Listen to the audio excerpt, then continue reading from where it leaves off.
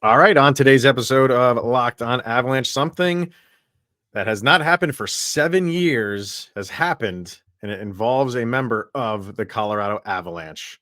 New episode of Locked On Avalanche coming at you. You're Locked On Avalanche, your daily podcast on the Colorado Avalanche. Part of the Locked On Podcast Network, your team every day.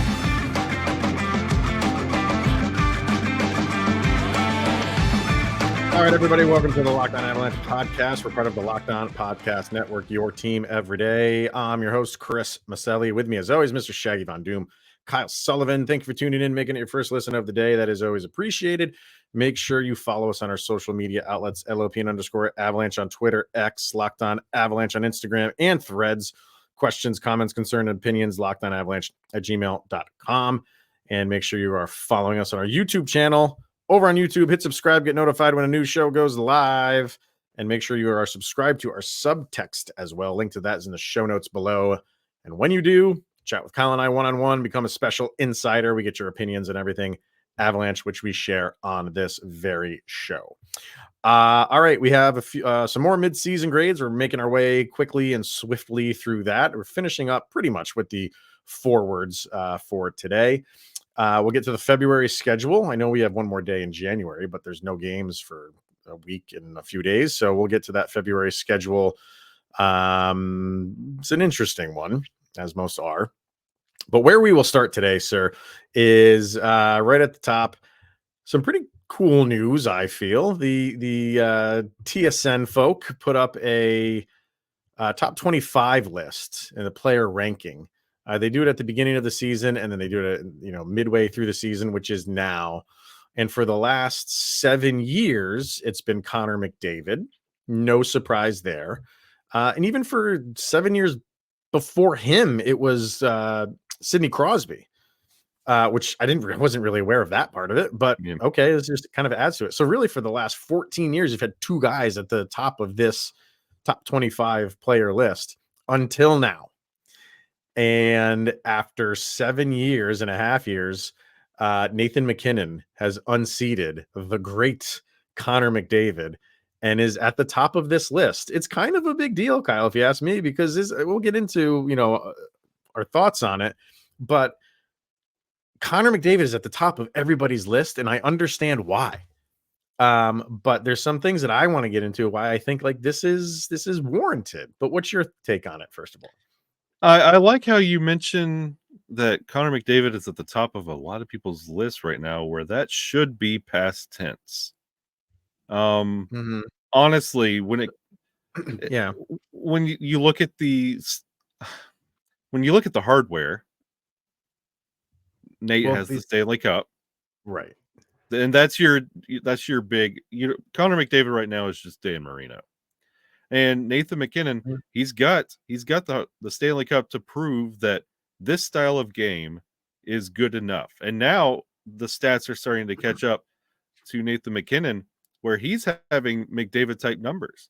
And we're about to start breaking down his numbers in just a second, but Nate's sitting right now on some just gaudy numbers, like Gretzky era, like sitting at point totals and goal totals that we used to dream about during like the dark days of the Avalanche, 2016, 2017, where you're just like, man, if we could just win a couple games, if we could get to the playoffs. Now we're automatic playoffs, and you have Mikko and Nate having incredible seasons, and Nate is now finally getting the respect he's always deserved when it comes to this McDavid MacKinnon race. And nobody's talking about Austin Matthews anymore, that's fun and wonderful, but it's always been like those three that everybody it's like pick your side. And now Nathan MacKinnon, it's harder and harder to say anything negative about Nathan MacKinnon's game.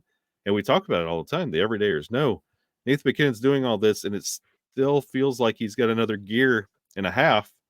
And we haven't even touched playoff Nathan MacKinnon mode. Yeah. Well, that's the thing, man. Like, it's like, what is your metric that you're going on to rank them? Is it, I mean, you mentioned hardware. Connor McDavid has hardware. He's got a lot of hardware. He doesn't have the hardware, what you want. And I remember talking about this before when we were doing the show, before the Avalanche even won their most recent Stanley Cup, in that I brought up this very question. If Nathan MacKinnon were to win a Stanley Cup before Connor McDavid, does that catapult him to the top of these lists? How important is that? How important is winning the Stanley Cup to how you're filling out your top however many guys in the league? Or is it just points? Is it skill? Like there's a lot of different metrics you can put in on here that you will still put Connor McDavid at the top of that list. As far as like the skill and just what he can do on the ice and what and how fast he can skate and he's like a magic man with the puck. Sure, you can put him at the top. Nathan MacKinnon isn't that far behind. I've always been kind of a little bit miffed at like the discrepancy, how people think there's just this chasm between McDavid and MacKinnon. I just want to say I feel like it's smaller than people really think that it is. And I think this year with MacKinnon doing what he's doing points wise, I think that forced people to be like, if we don't put him at the top now, there's nothing else that he can do to unseat Connor McDavid.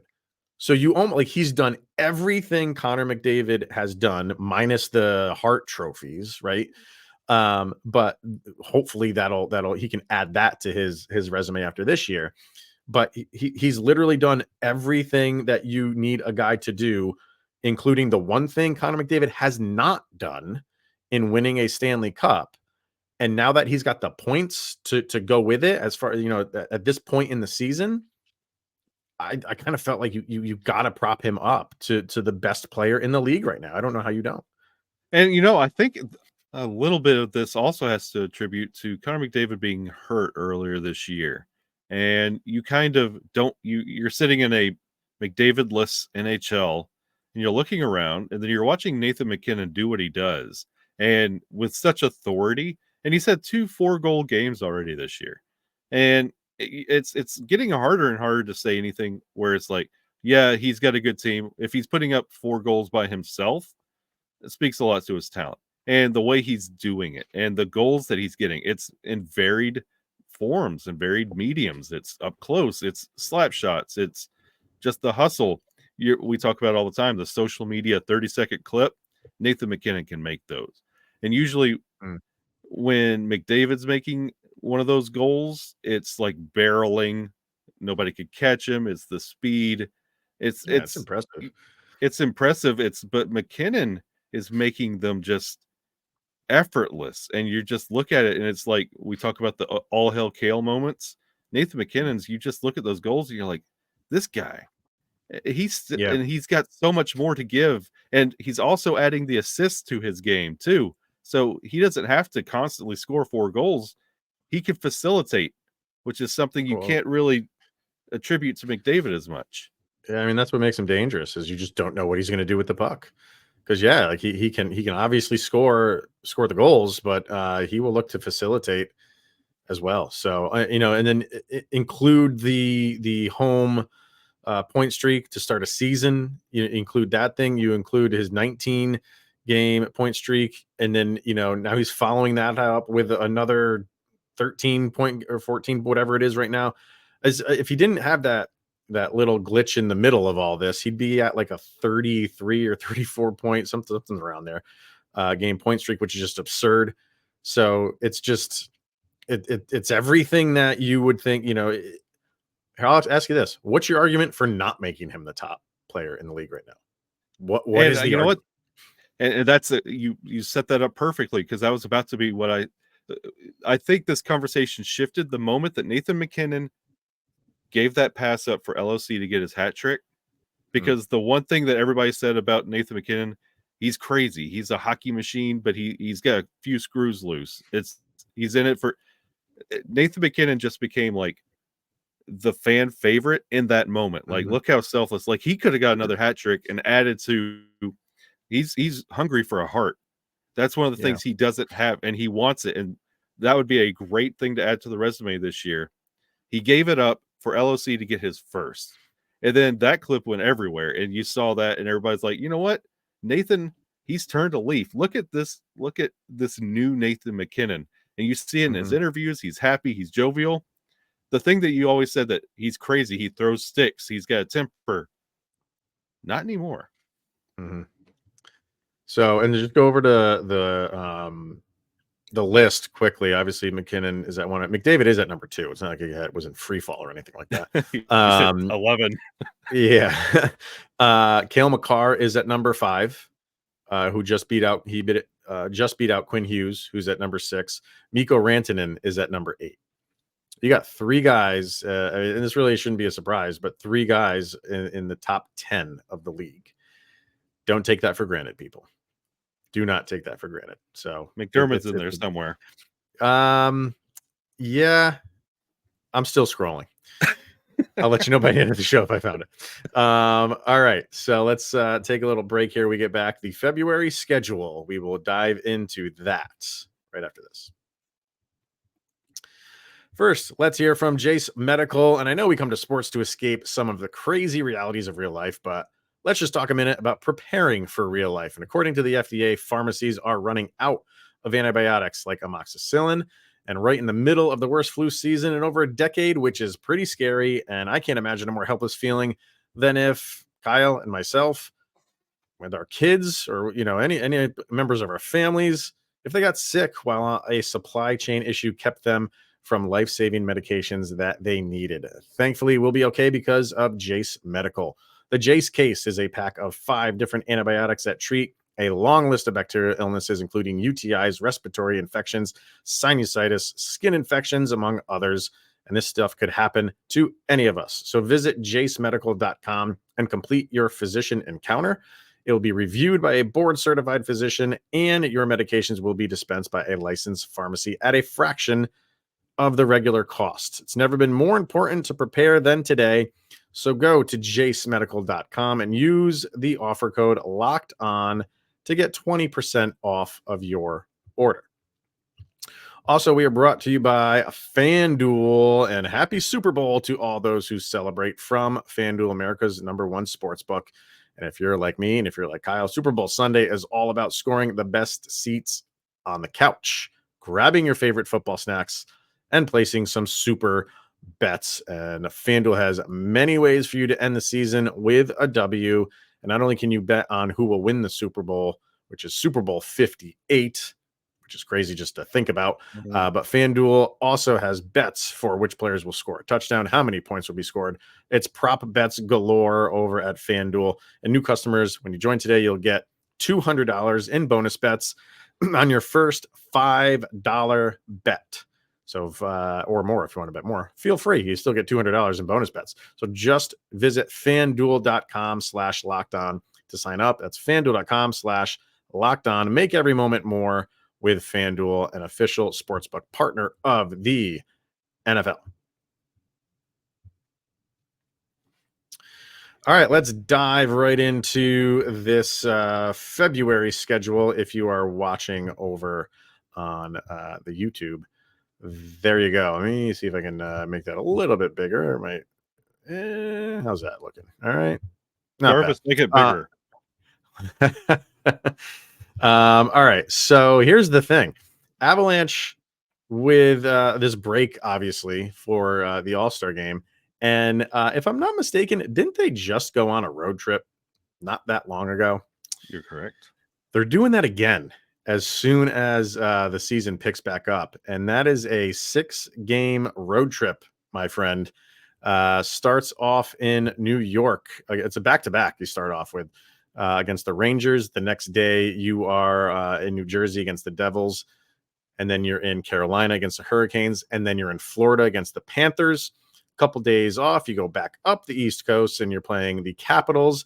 And then you go back down to Florida to play Tampa. Explain that one to me, where you're in Florida, then you're out of Florida, and then you go back to Florida. Come on, NHL. This is just ridiculous. No, this is par for the course. Oh my God. I saw that and I'm like, who's doing this? Like, that's just, I mean, you have a day off in between and it's not super far, but you're already in the state. You're in the state. You could just, take an Uber over from Florida, where the Panthers play, to where Tampa Bay plays. Just But no, you got to go up to the Capitol and then back down to Tampa. It's just crazy. And then after that, so you look at, you're kind of splitting the month in half. The first half, all on the road. Second half, most is at home.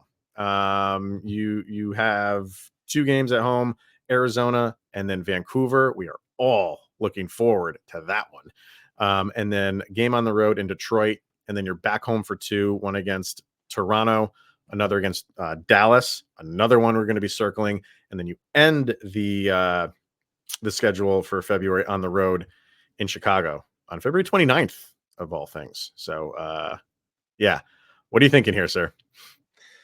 This is one of those that you worry about the All-Star break, and the Avalanche haven't played a game and it feels like 7 weeks. It has been the longest break before the All-Star, and we're not even there yet.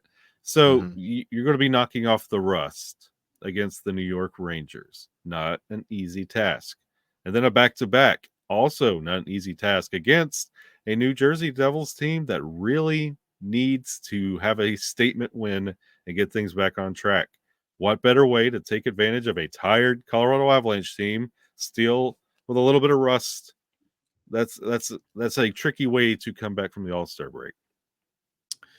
It is, but most teams are kind of in the same boat there, of having multiple days off, with the exception of a few that are still playing, which is crazy.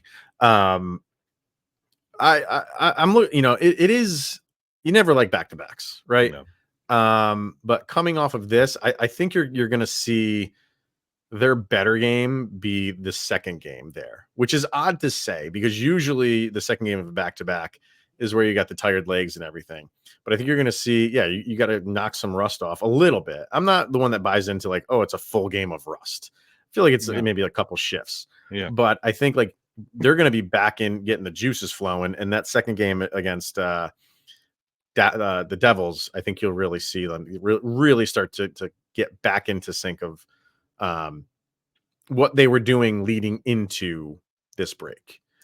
But it's another 6-game road trip. It's just crazy that you just had one not that long ago and you're on the road again. And then you really hope that you could get things back on track and you get back to the way the Avalanche were playing hockey before the All-Star break in this back-to-back, because going up against Carolina and then Florida, those are always all-time classic matchups. No matter where these teams are, they always end up just being all down to the wire, just really good games. And you really want to be at peak performance and going at the best Avalanche hockey possible in those games, because you don't want to be having those same head-scratching moments and questions about depth production and goalie play when you're on the road. Definitely not. So we'll see where they handle all that. But and then obviously it'll be an interesting month for moves. Do they make any moves here?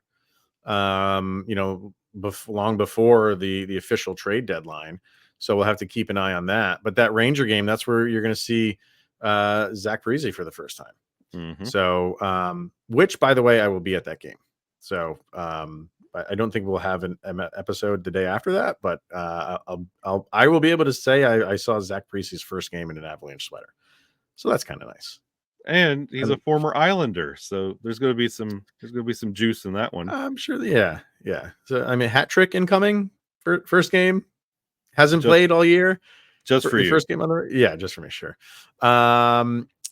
The second half, like I said, you have that, and that's where your first games in the division. You only have 3 of them for this month: Arizona, Dallas, and Chicago. But the end, the second half of there's some pretty big games there. Obviously, that Vancouver one, that's going to be must-see TV. There's still some of that, Detroit stuff. I think that's going to linger around for a very long time. Doesn't hold the weight that it once did, clearly, but it's still something that you like, oh, okay, I'll go watch that game because that's, bringing back the memories of old. I get that. And then the Dallas one, which, by the way, happens to be on my birthday. You betcha. Mark in a win for that one because I shouldn't say they never lose on my birthday because the outdoor game at Coors Field was on my birthday and they lost that one to the Red Wings. So Nothing says it's not a happy guarantee. birthday like Matt Duchene. Oh man, I was so mad on that day. So mad. I was I had like a big party and it's my birthday. They're playing outdoors. Lock it up. And they lose in overtime. Oh, it killed me. Couldn't stand it. Was it? No, I don't even. No. They gave up a goal. I think with like less than a minute left, if I remember correctly. It wasn't you're overtime. right. It wasn't. Yeah. Anyway, that why am I bringing up the bad memories, Kyle? What's going on here? Why are we doing that? Overall, like, go ahead. Sorry. No, it's going into this. Speaking of bad memories, we talked about this road trip. This like 2 weeks on the road. You come back home, but it's the Arizona Coyotes, the Avalanche killers. Like this team always figures out a way to beat the Colorado Avalanche. So you also don't want to just take that sigh, that relax, that we're back home in Ball Arena. We can finally get some of that home cooking. You have the Arizona Coyotes. They are a little bit better than the norm. So you can't sleep on that game. And guess what? You got to rest up because Vancouver coming in. That's where you're really going to see if this Vancouver team is for real. So it's not just a rest that you're back home. It doesn't get any easier. I don't buy into the trap game that a lot of people want to play. But could it be one of those things where the Avalanche maybe are looking ahead to that Vancouver game when they're supposed to be looking at Arizona? Like I said, I don't buy into they just forget how to play for a game, but I think it might be in the back of their head without a doubt that right around the corner, Vancouver's coming into town and let's get up for that one. Yep. So we'll see. All right. And the only other thing that I want to mention, what did the All-Stars do as far as the Avalanche All-Stars with, Makar, Georgiev, and McKinnon? You're playing the All-Star game in Toronto. And your first game back is in New York. Do they just stay over here? I thought about that too. I thought wonder. about that. Why I would just stay and then meet the team. What's the point of traveling back across the country just to come back across the country when you could just take the short flight right to New York right away? You get an extra day just to probably get there early, obviously, before the team. But I would guess it's what they would do. I would rent the Electric Mayhem bus and just ride down. Or the Fozzie Studebaker, the Rainbow Studebaker. Just drive that thing down. Come on now. All right. A few more midseason grades to get to. We'll kind of wrap up most of the forwards, and we're going to do that right after this. All right. Let's hear from brand new advertisement. Sorry, geez, I couldn't get the word. I want to say the word Factor is what I want to say because that's who our ad is, and that is Factor. It's ready to eat meals in its delivery, and it takes the stress out of meal planning and sets you up for success in the new year. So skip the grocery store's prep work and cooking fatigue. Instead, get chef-crafted, dietitian-approved meals delivered right to your door with over 35 meals to choose from per week, including options like keto, calorie smart, vegan, veggie, and more. And plus, you have over 55 weekly add-ons to look into. You have a ton of nutritious and flavorful options to kickstart your resolutions. So head over to factormeals.com/LockedOnNHL50.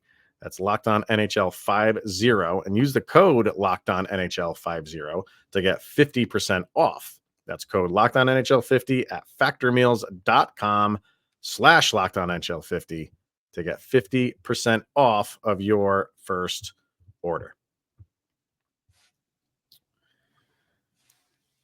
All right, let's get to a few more midseason grades here. We're going to mainly wrap up the forwards. I don't think we're going to, unless we want to throw Curtis McDermott into like the defensive side of things, which we couldn't though, because it did more forward than defense this year. But I'm really not throwing him in there just because he doesn't really do a ton when you're averaging like 4 minutes a game. So where we're going to play any position at all? Some would say.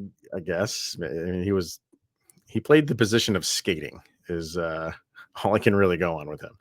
Where are we going to start here today, sir? Why don't we start with Ryan Johansen? Why not? New addition, obviously, to the Avs. It's been a little bit of a struggle for him. So far this season, he has played 49 games, so he's played in every game. 11 goals, 7 assists, 18 points, -6 so far this year. What is your grade for Ryan Johansen? I know this is going to be rough, but you have to hear it, Ryjo. You're a D+. And Why so? you played 49 games and you only managed to get 18 points. Man, you started out on look at it. Sorry, go ahead. You start out on the second line, and we talk about how the Roaring 20s line took your job. You were brought in here for your production, and my goodness, we talk about MacKinnon and his hat tricks, and Mikko with the hat trick watch, and LOC with a hat trick watch, and all this offensive explosion, and you can't get in on any of that. What are you doing, bud? Yeah, I mean it's been a struggle. It's obviously just not working, and for the guy who, this is the second year in a row now where you've had the Avalanche have more or less anointed a guy as the 2C, and it's not working out. It was Alex Newhook last year, and it's Ryan Johansen this year. And for someone that was supposed to come in and be your second line center, and when you look at it, like 49 games, 18 points. And I know a lot of that is because he hasn't been on that line because they removed him from it. But when he was there, it started off okay. Started off okay. And I'm willing to give guys that are brand new to a team and brand new to a system a little bit of a grace period to really kind of figure things out. And I thought while he was doing that, he was doing all right. And something happened along the way where he just hit a wall and he's like, I can't keep up with you guys. And I can't play this style. It's too much for me. And Jared Bednar recognizes that. And he's putting him on a fourth line. And it's just like, hey, just don't screw up for us right now. And I have faith in him that he can at least do that. Of not screw up so much where he's allowing guys on other teams just to run circles around him, but offensively he's just lost it. So I mean, with the Miles Wood grade, it was more weighed on what he's doing recently, and I have to do the same for Ryan Johansen because what he's doing recently is not really what you wanted him to do. So yeah, man, I'm in agreement with you. I think he's in the D+ range right now, and that's sad to say that because I had high hopes for him coming in. And we just got done talking in the first segment about Nathan MacKinnon. He's got 80+ points. That's one shift away from Ryjo, and he can only manage 18. That's a huge discrepancy in just literally 30, 40 seconds a shift. You've got to get out there and you have to be producing because the guys on your side, they're going to help you. So if you can't manage over 20 points in 49 games, I don't care if you're Ryan Johansen or whoever, that's not good. I mean, on this team, you should just be able to get spoils left and right and just get those greasy goals and I think sandpaper goals. Doesn't Georgie have 2 points already this year? I saw somebody posted that he has as many points as Curtis McDermott this year. Georgie, yeah. That's the level of points that are out there you could just fall into that our goalie has too. Yeah, that's kind of funny. So we'll see where this goes. I think he is they're just waiting to deal him. You know what I mean? It's funny that he's still sticking around and Tomas Tatar was out the door as fast as he was. I think it's a little bit different with Ryan Johansen just because of his contract. Where it's easier to move Tatar. I mean, what'd you get for him? A 5th round pick or something like that? Yep. So it's a little bit different for Johansen, but I do think he is getting dealt by the deadline. So we'll see.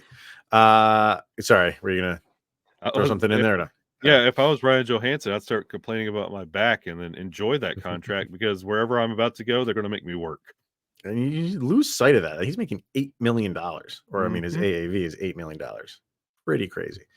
Andrew Cogliano, Mr. Reliable, 43 games. It's not for the numbers for him, but anyway, he's got 4 goals, 9 assists, 13 points. Just continues to do what he's supposed to do. He's never jumping off the stat sheet, but he's a senior Miles Wood, if you ask me, not in the speed department or anything like that, just the effort. You're always going to get 110% from him. I can't go more than a C, but it's a good C. Yeah, I'm right there with you. He is a flat C, like 75%. He is your I mean, you can ask nothing more of him, and he's not letting you down. Mm-hmm. When he's in there, you know exactly what you're getting. It might not be it might not be goals, might not be points, it might not be minutes in some instances, but he's out there, he's a unit, and he gets things going. He's a great force and a great teammate. Yeah, absolutely. And finally, we'll wrap these up with Frederick Olofsson. So 47 games played, 3 goals, 6 assists, 9 points for him. I think he's been a pleasant surprise. I think he's been consistent. He's just that depth guy that you need. Every team needs, and he has some really good shifts, and he has some shifts where it's just like, okay, that's kind of what you expect out of a 4th line guy. But I'm not disappointed in what he's given to the Avalanche this year. So and again, not basing it on points, because he's a bottom 6 guy and mainly a bottom 4th line guy. For what you're expected to do there and what they expect from him, I'll go a nice C+ for Olofsson. I was going to go a C- because when he has his flares, when he's on it, I mean, he looks good, and you want to see him piece that together. There's a little bit more in there. You like to see him string it together, and he's still kind of, I mean, he's been playing 40 plus games with the Avalanche. He should have everything together by now, but get you some confidence. I'm pretty sure you can double that number by the end of the season, but I would like to see a little bit more, because I could see it. I could see it. It is there. Yeah. And I think, I mean, I don't know if you're going to, the only way I think you'll get more out of him if he plays on a more consistent line with consistent players. Like, the bottom pairings have just been like, or the bottom lines have just been like rolling over. So he's not playing like the Roaring 20s line. Like, those guys are gelling because they're playing every game together. Olofsson's playing with different guys. He's playing with call-ups. He's playing with 2 defensemen sometimes. So, he doesn't really have that, routine of playing with the same guys game in and game out. If that can happen, maybe you start seeing a little bit more consistency from his game shift to shift. Maybe that's a big part of it. But you learn a lot of lessons in those instances, and you learn a lot about your talent where it matches up on the NHL level. And in those moments, Bednar is looking for what you do in those moments. If you crumble and go invisible, or if you actually try and you put into effort and you try and make everybody better, that's how the Roaring 20s line is where they are right now. Yeah, they're great. So, let us know what you think with those guys. We'll do defensemen next, and then we'll finish it up with the goalies. So that pretty much wraps it up for the forwards. What do you think? Throw out your grades. Any thoughts on the February schedule? Let us know about that. And of course, the MacKinnon unseating McDavid. Comment away on everything in the comments section. That's going to wrap it up for today. Thank you, everybody, for tuning in, making it your first listen of the day. Very much appreciated. For Mr. Shaggy Von Doom, Kyle Sullivan, I am Chris Maselli. It's the Locked On Avalanche podcast. We'll see you guys tomorrow.